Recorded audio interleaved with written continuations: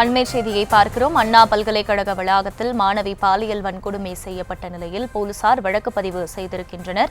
கோட்டூர்புரம் அனைத்து மகளிர் போலீசார் வழக்கு பதிவு செய்திருக்கின்றனர். கூடுதல் விவரங்களை செய்தியாளர் சுதர்ஷன் வழங்க கேட்கலாம். சுதர்ஷன், வணக்கம். தற்போது வரை போலீசாரின் விசாரணையில் என்ன தெரிய வந்திருக்கிறது? பாதிக்கப்பட்டவர்கள் தரப்பில் சொல்லப்படுவது என்ன? இது பற்றிய முழு விவரம்.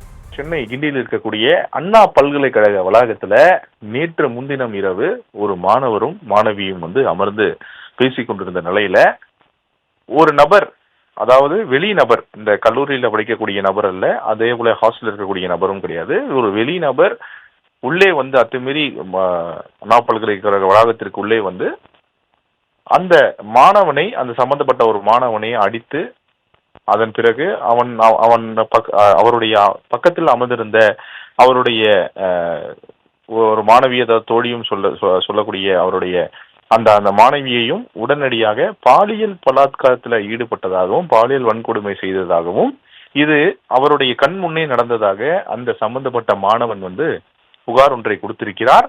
கோட்டூர்புரம் காவல் நிலையத்தில் நேற்று இந்த புகாரானது வந்திருக்கிறது.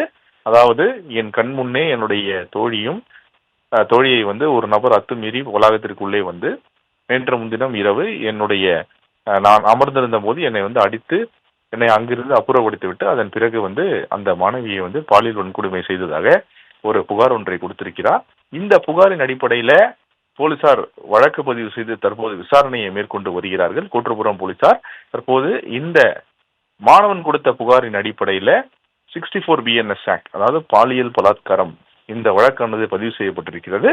இந்த வழக்கை தொடர்ந்து போலீசார் இந்த விசாரணையை தீவிரப்படுத்தியிருக்கிறார்கள். கோட்டூர்புரம் உதவி ஆணையர் தலைமையிலான தனிப்படை போலீசார் இதை தீவிரமாக விசாரித்து வருகின்றனர். இதில் முக்கிய காரணம் என்னன்னு பார்க்கணும்னா, அண்ணா பல்கலைக்கழக வளாகத்திற்குள்ளே எப்படி அந்த நபர் அத்துமீறி உள்ளே வந்திருப்பார்? அதாவது அவர் மாணவனோ, அந்த உள்ளே வந்த நபர் மர்ம நபர் மாணவனோ, அந்த ஹாஸ்டல்ல படிக்கக்கூடிய நபரும் கிடையாது, தங்கி படிக்கக்கூடிய நபரும் கிடையாது. வெளியில் இருந்து ஒருவர், அதுவும் இரவு நேரத்துல எப்படி உள்ள ஆக்சஸ் பண்ண முடியும் அப்படின்னு சொல்லிட்டு போலீசார் தொடர்ந்து விசாரணை மேற்கொண்டு வருகிறார்கள். தற்போது இந்த மாணவர் கொடுத்த புகாரின் அடிப்படையில 64 BNS ஆக்ட் வழக்கானது பதிவு செய்யப்பட்டிருக்கிறது கோட்டூர்புரம் போலீசாரால். தொடர்ந்து கோட்டூர்புரம் போலீசார் இது குறித்து விசாரணை மேற்கொண்டு வருகிறார்கள்.